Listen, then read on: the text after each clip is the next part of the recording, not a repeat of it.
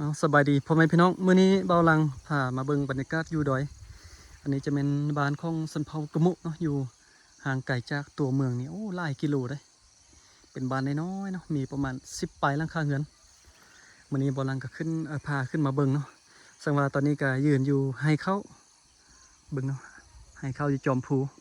เบาลังบ่มีเงินซื้อโดรนเถื่อจะเก็บภาพมุมสูงแต่ละเทื่อนี่ต้องได้ขึ้นมาจอมดอยแบบนี้เนาะ อันนี้จะเป็นไฮเข้ามาเลยป้าดูอยู่จอมพูดให้ตอนนี้นะบรรยากาศตอนสวยเนาะตอนนี้นะเบาลังมาคนเดียวนะขี่รถจักรมาคนเดียวเบาลังเอารถจักรจอดได้พูดแล้วก็ยางขึ้นมานะปีนภูปีนผ้าขึ้นมาขึ้นมาตามไฮเข้าเนาะยืนอยู่ไฮเข้าเก็บภาพมุมสูงสังวาด้านลุ่มนั่นก็เป็นบ้านของสมพงษ์กมุเนาะที่ว่ามาดำรงชีวิตอยู่นี้เป็นบ้านน้อยๆมีประมาณ10 ปลายหลังคาเรือนแต่ว่า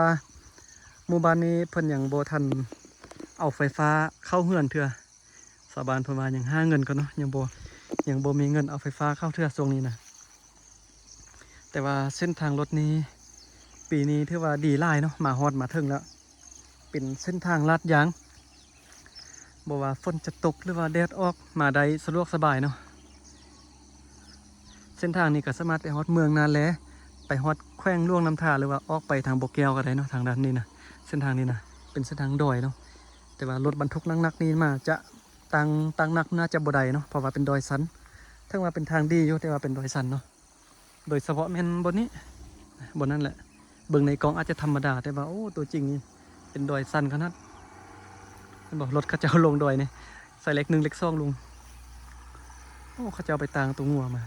สุดท้ายสบานอยู่นี่เขาจะปลูกพืชเลี้ยงสัตว์เนาะเหตุการเกษตรอาชีพหลักๆรายได้หลักๆก็มาจากการเฮ็ดไร่เฮ็ดสวนเฮ็ดให้ข้าวปลูกสลีหรือว่าเลี้ยงสัตว์เลี้ยงงัวเลี้ยงควายเนาะอันนี้ก็เป็นตุ๊บเป็นเที่ยงไฮน้อยๆเนาะเฮ็ดพอใส่ปีนึง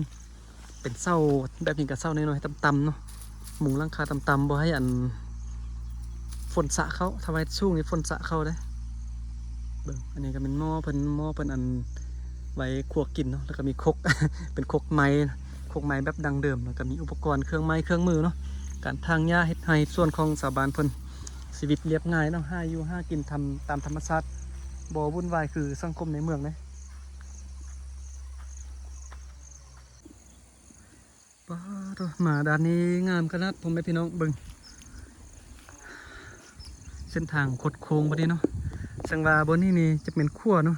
ปีกายที่ว่าเพิ่นยังบ่ทันแต่งขั้วแบบนี้นะเป็นขั้วต่ำๆน้อยๆเนาะแล้วดูฝนมานี่น้ำท่วมขั้วนี้ไปมาหาสู้กันบ่ได้เลยยามฝนตกน้ำลายแต่ว่าปีนี้สะดวกสบายเพราะว่าฝนจะตกน้ำท่วมนี่บ่ยานแล้วนะเพราะว่าขั้วเขาจะสูงขึ้นแล้วเส้นทางก็ดีเนาะบ่ยานฝนตกแล้วบัดนี้นะโอ้เป็นหมู่บ้านที่ว่าคุ้มค่าเนาะซื้อน้ำมันเพียงแต่50 พันกีบมาฮอดมาถึงมาเบิ่งวิวหลักล้านเนาะ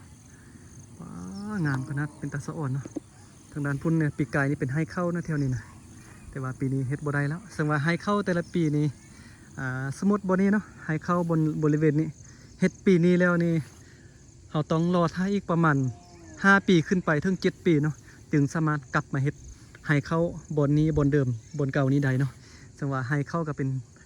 บรรยากาศที่เบิ่งได้ยากเนาะเพราะว่าจะต้องเปลี่ยนบอลเฮ็ดให้เรื่อยๆเนาะอีกประมาณ5 ปีถึง7 ปีจึงสามารถกลับมาเฮ็ดบนเก่านี้ได้นะก็เลยว่าเป็นภาพบรรยากาศที่เบิ่งได้ยากช่วงนี้ก็เป็นช่วงที่เข้ากำลังเขี้ยวงามเนาะบอลังก็เลยว่า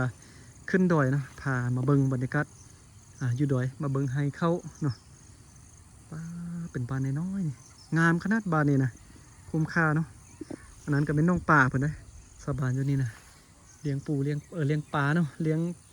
สัตว์พวกพืชเลี้ยงสัตว์ค่ายเนาะเส้นทางกับโค้งไปทางนี้ไปยังมีหลายบ้านตึมแห่งงามกว่านี้เนาะใครที่มักเบิ่งธรรมชาติเนาะแนะนำให้มาแขวงอุดมไซภาคเหนือประเทศเราจะมีธรรมชาติงามๆเป็นมีหลายเนาะบ่าวลางกะยักษ์จะแนะนำให้มาฮอดมาถึงมาเบิ่งเนาะมาสัมผัสบรรยากาศตัวจริงความงามผมเป็นพี่น้องสุดยอด